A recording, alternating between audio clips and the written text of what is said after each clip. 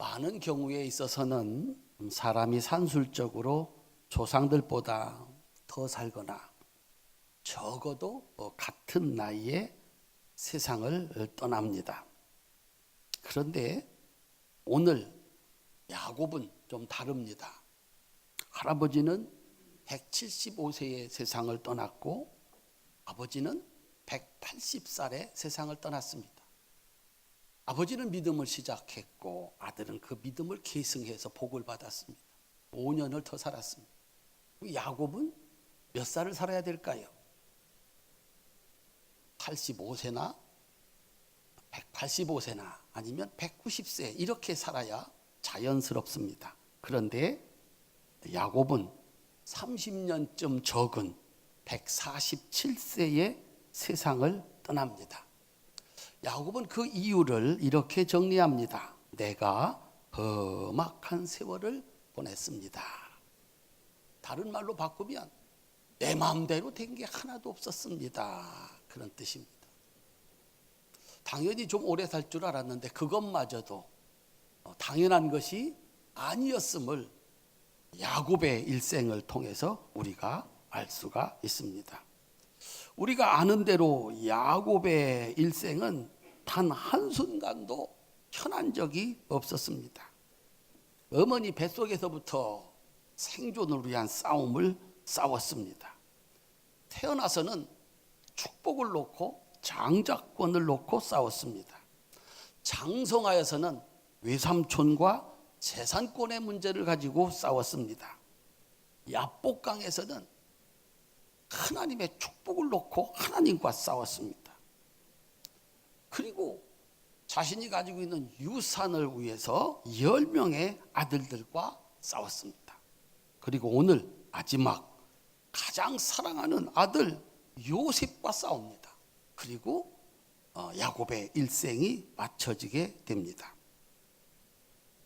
야곱이 이스라엘이 되는 147년의 역사는 단순한 한 사람의 이야기가 아닙니다.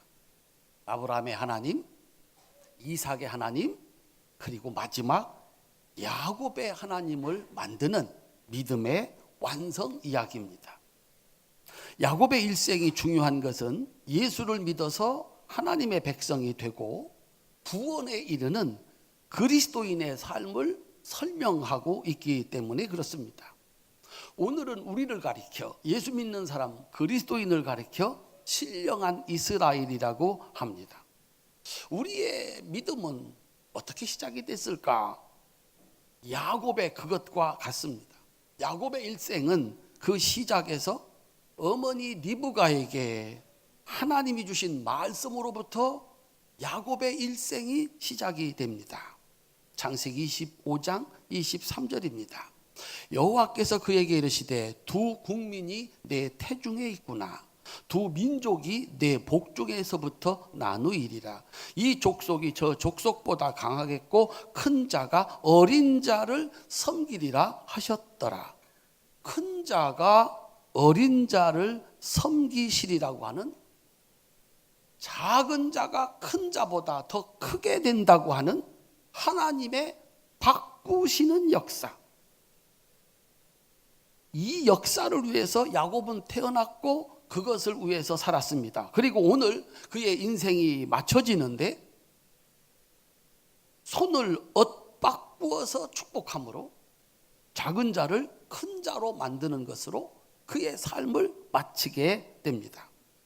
아들 중에 유일하게 가장 사랑하는 아들 요셉이 막았습니다. 그렇게 하지 마십시오. 이스라엘은 주저하지 않았습니다.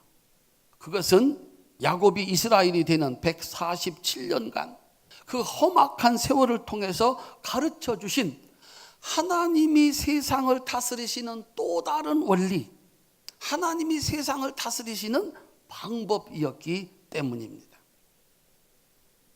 왜 하나님은 작은 자로 하여금 큰 자가 되게 하시는가? 왜 엇바꾸어 축복하게 하시는가? 예수님이 나중에 이렇게 정리를 합니다. 먼저 된 자로서 나중되고 나중된 자로서 먼저 될 자가 많으니라. 한번 따라합시다. 많으니라. 먼저 되었으면 당연히 끝까지 더 잘 돼야 되는데 나중된 사람이 먼저 된 사람보다 더 잘 되는 경우가 많으리라, 이렇게 얘기를 하셨습니다.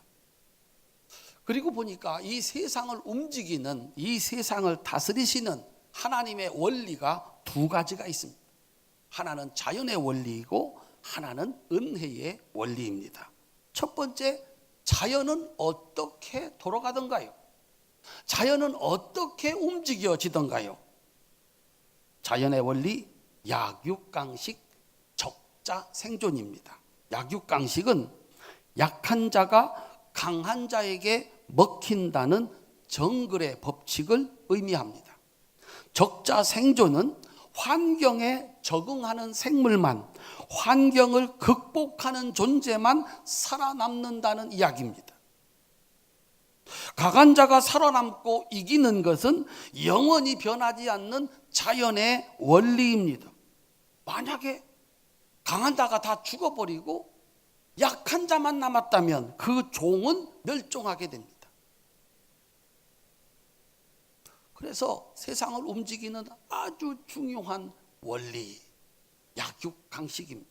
슬프게도 오늘 우리 모두가 공감한다는 금수저, 흙수저 이론입니다. 태어나봤더니 부잣집이다. 태어나봤더니 머리가 좋다. 남들이 따를 수 없는 재능과 외모를 가졌다. 누가 당하겠습니까?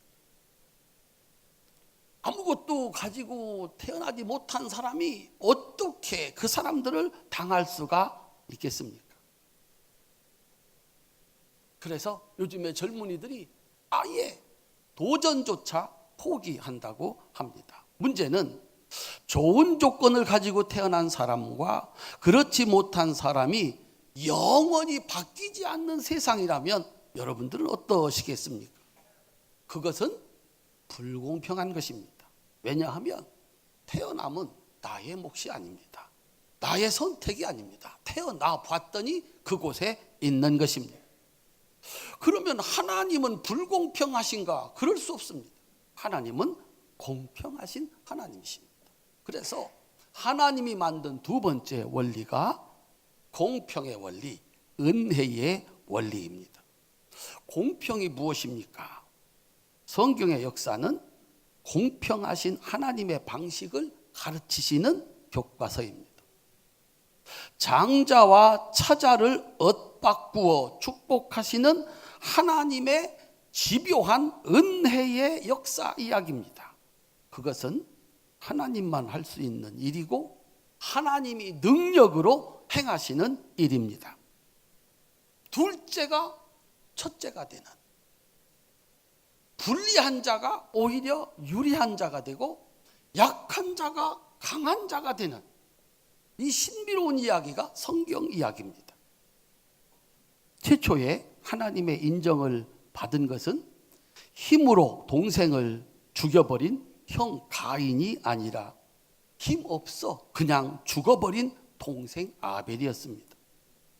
아브라함의 축복을 물려받은 아들은 15년이나 먼저 태어나 동생 이삭의 젖될 때 놀려대던 큰아들 이스마엘이 아니라 둘째 아들 이삭이었습니다. 아버지 이삭의 축복을 물려받은 것은 힘있는 들사람 큰아들 에서가 아니라 장막에 머무르기를 좋아하는 조용한 야곱이었습니다. 그리고 오늘 그 야곱의 손에서 첫째 므낫세가 아니라 둘째 에브라임이 큰 자가 됩니다. 그것은 이 세상을 움직이는 법칙하고 아주 다른, 이해하기 힘든 것입니다.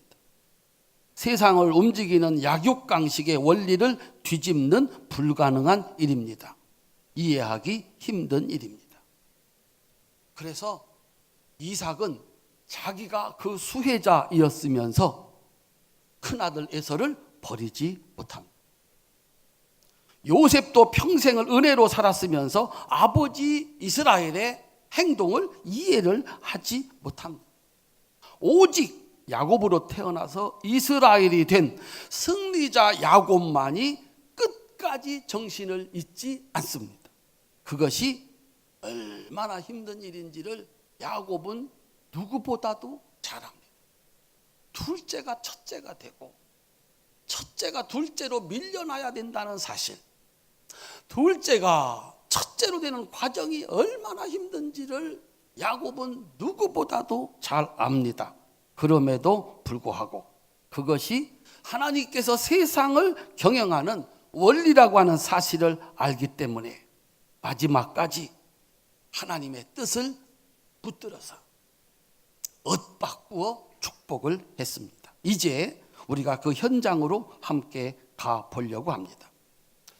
이스라엘이 이제 세상을 떠납니다. 147세입니다. 그가 빌어주는 축복은 하나님 대신입니다.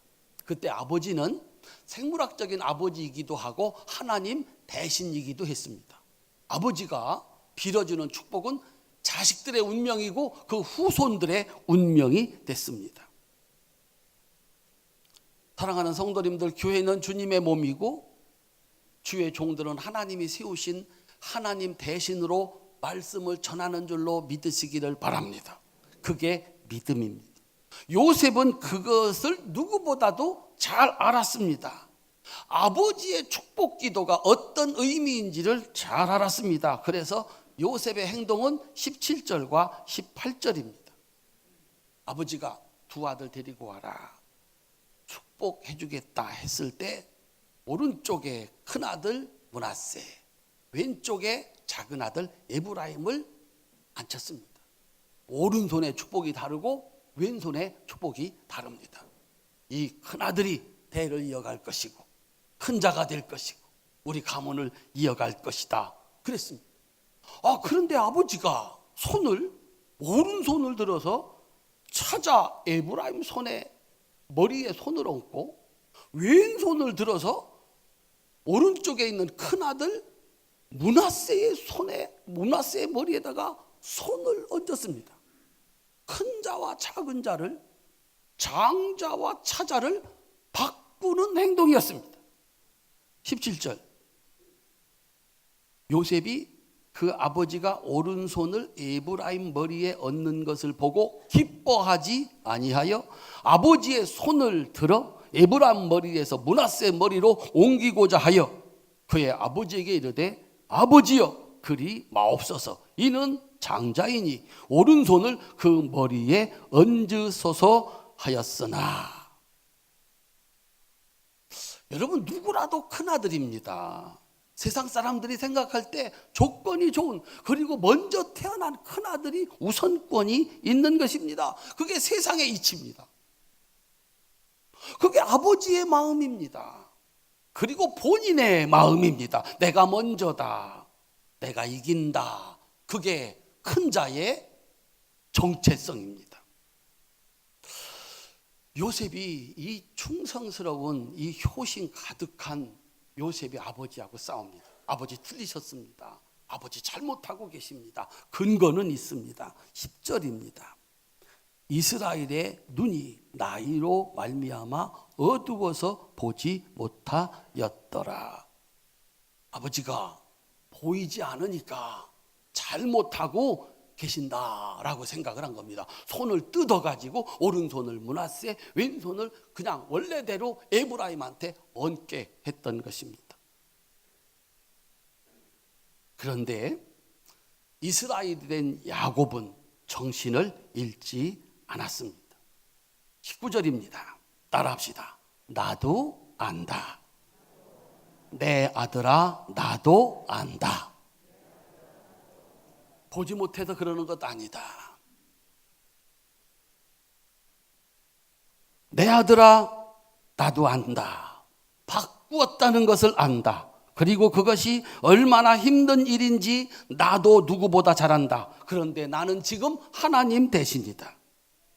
내가 완성해야 할 세상을 이기는 하나님의 일, 하나님의 은혜로 세상을 다스리시는 방식, 이건 내 일이 아니라 내가 해야 할 하나님의 일, 내 삶의 완성이다 라고 말합니다. 실수 아니다. 나도 안다. 아들아, 나도 안다. 둘째, 하나님의 은혜의 방식은 모순이 아니라 완전합니다라고 하는 것입니다. 19절, 장자 므낫세 그도 한 족속이 되며 그도 크게 되려니와 그의 아우가 그보다 큰 자가 되고 그의 자손이 여러 민족을 이루리라. 20절, 에브라임을 므낫세보다 앞세웠더라. 세상에 원리가 있습니다. 세상의 원리는 참으로 중요합니다. 열심히 일한 사람, 우수한 사람이 이겨야 세상에 살 길이 열립니다. 그리고 우리 성도들이 열심히 노력해서 얻은 것이 대대로 물려줘야 세상이 삽니다. 만약에 어리석은 자가 이겨서 귀한 자리에 앉게 되면 가정이 망합니다. 교회가 망합니다. 국가도 망합니다. 그래서 세상을 움직이는 것, 우수한 자가, 강한 자가 세상을 지배하는 것은 참으로 당연한 일입니다. 따라합시다. 므낫세도 큰 아들도 크게 되려니와. 문제는 그것이 먼저가 아니라는 것입니다. 그것을 앞세워서는 안 된다는 것입니다. 세상의 힘을 앞세우는 순간, 힘 있는 자가 이긴다고 하는 것을 앞세우는 순간 세상은 지옥이 됩니다. 앞세워야 될 것이 따로 있다는 것입니다. 따라합시다. 앞세워야 할 것은 하나님의 은혜입니다. 에브라임을 앞세워라 그랬습니다. 이스라엘 백성들이 그 앞에 있는 난관들을 헤치고 하나님이 약속한 그 가나안 땅을 차지할 때 그들이 앞세우고 갔던 것이 무엇이었습니까? 도대체 무엇을 앞세우고 가면 요단강이 갈라집니까? 무엇을 앞세우고 가면 여리고가 무너집니까? 무엇을 앞세우고 가면 원수들을 이길 수가 있습니까? 이스라엘 백성들이 앞세우고 간 것은 두 개의 돌비에 새겨진 십계명과 아론의 쌍난 지팡이, 하늘에서 40년 동안 내려왔던 만나를 담은 항아리가 들어있는 언약궤를 앞세우고 갔습니다. 그때 하나님은 요단강을 갈라지게 하고 여리고를 무너지게 하고 원수를 이기게 했습니다. 사랑하는 성도님들, 우리가 무엇을 앞세우고 가면 저 강한 사람, 먼저 자리를 차지한 사람, 세상의 모든 것을 가진 것 같은 그들을 이기고 하나님의 나라를 만들 수 있을까? 언약궤를 앞세우고 나갔던 그들처럼 말씀을 앞세우고 하나님이 세우신 지도자를 앞세우고 내 먹을 것 생명의 주인이 하나님께 있음을 고백하면서 나갈 때 그 어떤 원수도 이기게 하시는 하나님의 능력이 함께 하시는 줄로 믿으시기를 주님의 이름으로 축원합니다. 그것은 하나님께 복종하는 삶입니다. 그것은 하나님과 함께 가는 길입니다. 하나님이 함께 가시니까 세상에 가장 크고 능력 있는 자라도 하나님 앞에서는 안 되는 것입니다. 그때만 이길 수가 있다라고 하는 것입니다. 사랑하는 성도님들, 여러분들도 두 손을 들어 축복하실 때 세상의 축복인 장자 므낫세를 축복하시기를 바랍니다. 여러분들이 살면서 세상에서 마땅히 받아야 될 복을 받으시기를 주님의 이름으로 축원합니다. 여러분이 축복하실 때 차자인 에브라임을 축복하시기를 바랍니다. 그런데 야곱처럼 옷 바꾸어 축복하는 은혜가 있으시기를 주님의 이름으로 축원합니다. 하나님의 은혜를 앞세우고 하나님의 뜻을 앞세우고 하나님의 기쁨을 앞세우라는 것입니다. 예배가 먼저입니다. 기도가 먼저입니다. 하나님의 말씀이 먼저입니다. 그걸 앞세우고 갈 때 세상이 당할 수 없는 자가 된다라고 하는 것입니다. 그리고 그곳에는 나도 살고 세상도 살고 영원히 사는 하나님의 은혜와 축복이 있는 줄로 믿으시기를 바랍니다. 예수님 이렇게 정리하셨습니다. 그런즉 너희는 먼저 그의 나라와 그의 의를 구하라. 그리하면 이 모든 것을 너희에게 더하시리라. 큰 소리로 아멘. 사랑하는 성도님들, 뭐를 앞세우고 돈 버는 걸 앞세우시겠습니까? 출세하는 것을 앞세우시겠습니까? 벌 수 있습니다. 그런데 돈 많은 사람 많습니다. 높은 자리에 있는 사람 많습니다. 똑똑한 사람 많습니다. 우리 당할 수 없습니다. 그런데 하나님을 앞세우고 가면 하나님을 당할 자는 없습니다. 하나님은 이 작은 자를 큰 자로 만들어 하나님께서 다스리는 세상을 만들고자 하십니다. 이 성경 이야기가 도착하는 종착역이 보이지 않습니까? 예수님은 친히 가르쳤습니다. 아버지의 사랑받는 아들은 모든 것이 우수해서 자신의 권리를 주장하는 큰 아들이 아니었습니다. 오직 아버지의 은혜를 구하는 둘째 탕자였습니다. 그리고 예수님은 하나님의 영광의 자리를 버리고 하나님의 말씀을 따르는, 명령을 따르는 종의 자리로, 작은 자로 내려가셨습니다. 그리고 하나님은 크시고 나는 작으니 십자가 지기까지 순종하는 삶을 사셨습니다. 그 길은 좁은 문이었고 좁은 길이었습니다. 정말 험악한 삶을 사는, 눈물이 철철 흐르는 십자가의 길이었습니다. 그는 끝내 작은 자로 남았습니다. 오직 하나님만이 그에게 큰 자이셨습니다. 그랬더니 그 끝에서 하나님께서 주시는 은혜와 능력으로 첫째 아들 아담이 망쳐버린 세상을 다 고쳐 그 세상을 천국으로 만들고 그 세상의 주인이 되셨습니다. 사랑하는 성도 여러분, 죽이고 죽는 약육강식이 지배하는 세상을 원하십니까? 하나님의 은혜가 지배하는 세상을 원하십니까? 우리들은 누구보다 크게 될 조건, 장자의 조건으로 태어나셨습니까? 우리가 가진 것을 대대로 물려줄 수가 있겠습니까?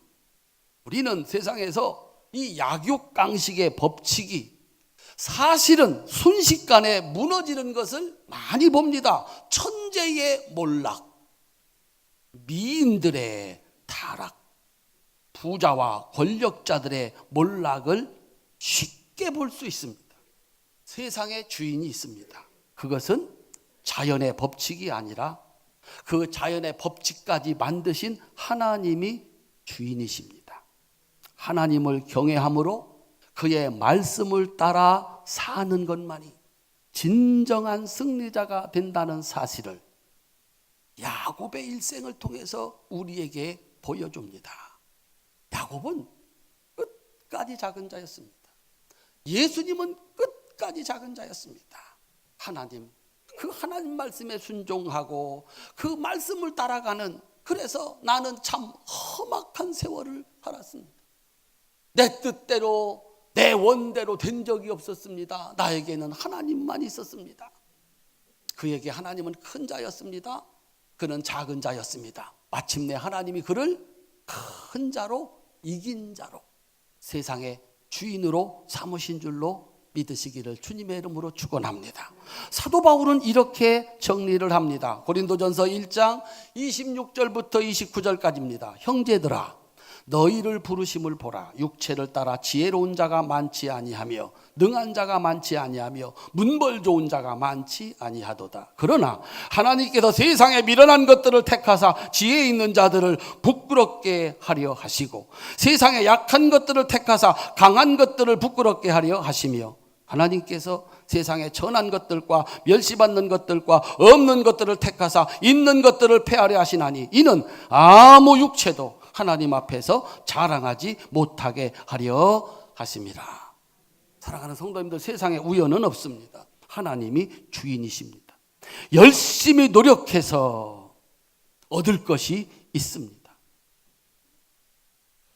하나님을 앞세우고 나아가서 받을 복이 있습니다. 무엇을 앞세워야 하는가?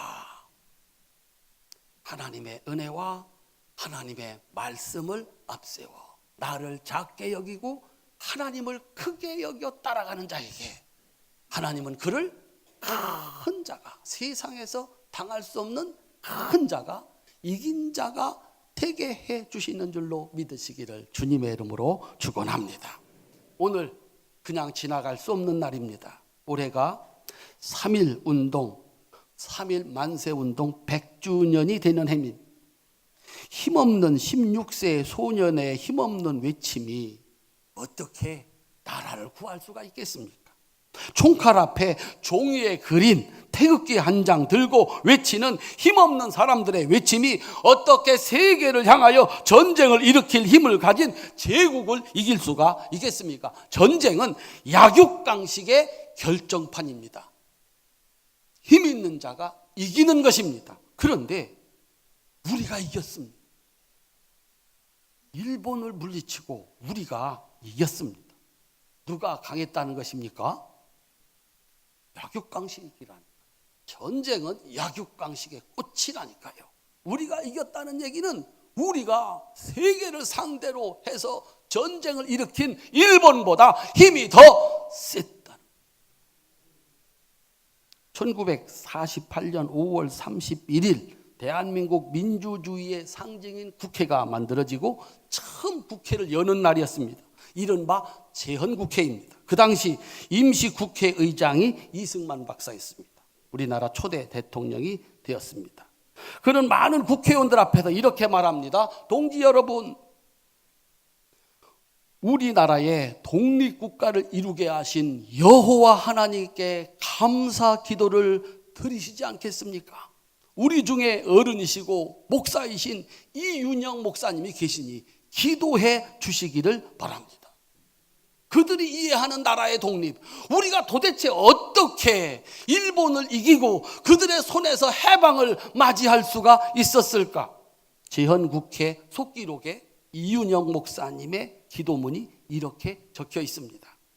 우리에게 독립을 주신 하나님, 우주와 만물을 창조하시고 인간의 역사를 섭리하시는 하나님, 이 민족을 돌아보시고 이 땅에 복을 내리셔서 감사에 넘치는 오늘이 있게 하심을 진심으로 감사합니다. 하나님께서 오랜 세월 동안 이 민족의 고통과 호소를 들으시고 정의의 칼을 빼셔서 일제 폭력을 굽히셨으며 세계인의 양심을 움직이시고 우리 민족의 염원을 들으심으로써 역사적인 환희의 날이 우리에게 오게 하시고 하나님의 섭리가 세상 만방에 드러나게 하셨음을 믿습니다. 하나님, 아직까지 남북이 둘로 갈린 이 민족의 고통과 수치를 씻어주시고 우리 민족, 우리 동포가 손을 같이 잡고 웃으며 노래 부르는 날이 우리 앞에 속해 오게 해 주시기를 기도합니다. 하나님, 민생의 도탄이 오래 갈수록 이 땅의 악마의 권세만 확대될 것이오니 거룩하신 하나님의 영광이 속히 이 땅에 임하게 하시기를 원합니다. 우리에게 독립을 주신 하나님, 이제는 남북 통일을 주시고 또한 민생의 복락과 아울러 세계 평화를 허락하여 주시기를 원합니다. 우리 주 예수 그리스도의 이름으로 기도합니다. 사랑하는 성도님들, 이게 나라를 구하고 하나님 앞에 드렸던 기도입니다. 우리가 강해서가 아니라 하나님이 강해서 세계에서 가장 강한 자를 이기게 하셨도다 하는 것입니다. 사랑하는 성도님들, 하나님이 세상의 주인이십니다. 태어난 조건대로이면 그것은 불공평입니다.